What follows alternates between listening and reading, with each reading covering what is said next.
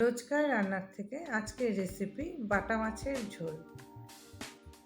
আজ রান্না করব বাটা মাছের ঝোল। এই আমাদের এখানে এটাকে বাটা মাছ বা ভাংনা মাছও বলে। তো নিয়েছি বাটা মাছ, পেঁয়াজ, ধনেপাতা, আলু, ঝিঙ্গা আর লম্বা লম্বা করে আলু কাটা আর লম্বা লম্বা করে ঝিঙ্গা কেটে নিয়েছি। আর লাগবে কালো জিরা। এই দিয়েই আমি আজ বানাবো বাটা মাছের ঝোল। কড়াইটা গরম হয়ে গেছে, এখন আমি মাছটা ভাজার জন্য তেল দিয়ে দিলাম। ধরো 2-2.5 চামচের মতন তেল দিয়ে দিয়েছি। এখন আমি মাছগুলি হলুদ লবণ মেখে নিয়েছি। এখন আমি মাছগুলি ভেজে নেব। মাছটা একটু ভালো করেই ভাজবো, ঝোল করবো তো এমনিতে ধর তরকারি করলে একটু মিডিয়াম ভাজলে হয়, একটু ভালো করে মাছগুলি আমি ভেজে নিই। যে মাছগুলি আমার ভাজা হয়ে গেছে, এখন আমি মাছগুলি উঠিয়ে নিই। এই যে এরকম ভেজেছি, তো এখন আমি মাছ ভাজাগুলি উঠিয়ে নেব। মাছ ভাজার তেলেই আমি ধরো আর 1-1.5 চামচ তেল দিয়ে দিলাম। আর দিয়ে দিব তাতে কালো জিরা। কালো জিরা বেশি না, এই আঙ্গুলের আগায়, চামচের আগায় যতটুকু অতটুকু কালো জিরা দিয়ে দিলাম। আর একদম দিয়ে দেবো এই যে আলুটা ভাজা, আলু আর ঝিঙ্গাটা ভাজার জন্য দিয়ে দিলাম।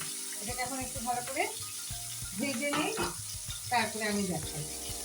ঝিঙ্গাটা আলুটা ধরো মাঝামাঝি মিডিয়াম হয়ে ভাজা হয়েছে, মানে ঝিঙ্গার জলটা টেনে গেছে। এখন আমি তাতে দিয়ে দিব আন্দাজ মতন হলুদ আর লঙ্কা, যে যেমন ঝাল খায় লঙ্কা। আর তাতে এখন দিয়ে দেবো যে পেঁয়াজ পেস্ট করে নিয়েছি, পেঁয়াজটা। আর দিব লবণ,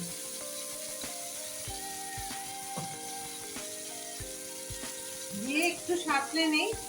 তরকারিটা যখন আধা সাঁতলানো হয়, পেঁয়াজের জলটা টেনে গেছে, এখন আমি তাতে দিয়ে দেবো আধা চামচ জিরের গুঁড়ো, দিয়ে তরকারিটা আর একটু সাঁতলে নিই। তরকারিটা সাঁতলানো হয়ে গেছে, এখন আমি তাতে দিয়ে দিব জল। যে যেমন ঝোল খায় সেভাবে জলটা দিলেই হলো। আমি এখানে মিক্সচার গ্রাইন্ডারের বাটিটা ধরো আধা বাটির একটু বেশি বেশি জল দিয়ে দিলাম। তো মাছ ঝোলটা এখন ভালো করে ফুটুক, তারপরে আমি মাছ দিয়ে দেবো। ঝোলটা ভালোভাবে ফুটে গেছে, এখন আমি মাছগুলি দিয়ে মিডিয়াম টু লো ফ্লেমে 5-7 মিনিটের মতন ফুটলেই হয়ে যাবে। আলুটাও সিদ্ধ হয়ে যাবে, মাছগুলো ভালোভাবে সিদ্ধ হয়ে যাবে। তো এখন আমি 5-7 মিনিটের মতন মাছ ঝোলটা হতে দিই। এই আমাদের ঝোলটা হয়ে গেছে, আমি মিডিয়াম টু লো ফ্লেমে 10 মিনিটের মতো রেখেছি। এই যে আলুটাও সিদ্ধ হয়ে গেছে, কিনারে কিনারে তেল এসে গেছে, আমাদের ঝোলটা কমপ্লিট। এখন আমি এই ধনে পাতাটা কুচি দিব না, এরকম কেটে এরকম লম্বা লম্বা সাইডে দিয়ে গরম গরম রেখে দেবো। ওকে ঝিঙ্গা দিয়েছি তো ঝিঙ্গার সাথে যদি কুচি করে দিই তো ঝিঙ্গার গন্ধ, ধনে পাতার গন্ধ একদম বেশি হয়ে যাবে। তো এই জন্য এখন আমি এইভাবে ধনে পাতাটা দিয়ে গ্যাসটা অফ করে দেবো। এই আমাদের কমপ্লিট বাটা মাছের ঝোল।